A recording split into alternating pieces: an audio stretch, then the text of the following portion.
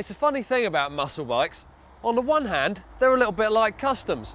The looks are absolutely all important. Got to get that right. But on the other hand, they should have a bit more go in them than your average custom bike. So what about this one? The XJR1300SP. Well, looking down it, there's no doubts it's got the styling. Look at the size of that motor down there.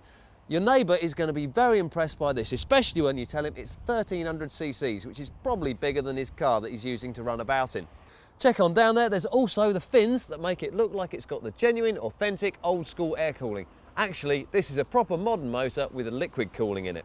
Hop on board the XJR and the first thing you're going to notice is that despite the fact that this is one solid, serious, hefty lump of motorcycle, it really doesn't feel that bad once you've got it moving. As long as you can get your feet down to the floor, you'll be able to ride one of these with no worries. Now in the case of this version here, this is the SP version.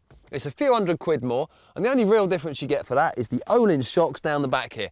They do actually help the handling, but we'll come to that later. The only other difference with the SP over the standard XJR is the paintwork. Now, sadly, this one is a little bit on the subdued side.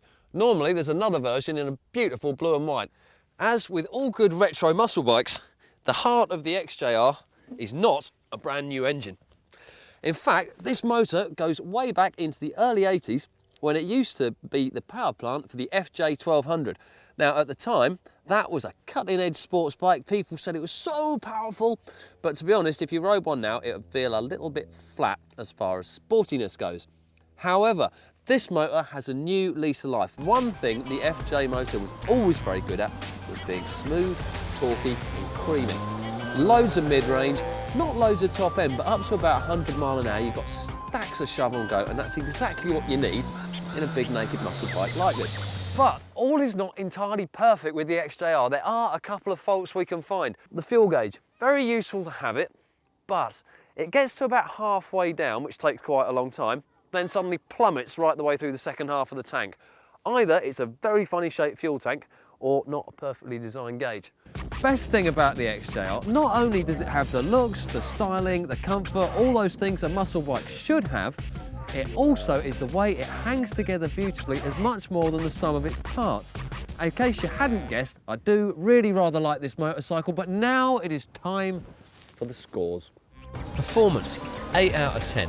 This may not be the most amazing performing motorcycle ever, but in terms of what muscle bikes should do and what this one does do, it really is excellent. Comfort, 8 out of 10.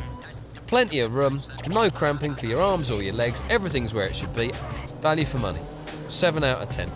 You've got a big lump of good looking motorcycle for just over 6 grand. Street cred, 7 out of 10 in the case of this model with that rather subdued paint job, but if you get the slightly tricker painted options, definitely an 8 out of 10. Reliability, 7 out of 10. This is a well-made motorcycle. That motor is next to unburstable, as is the gearbox. The brakes are well proven.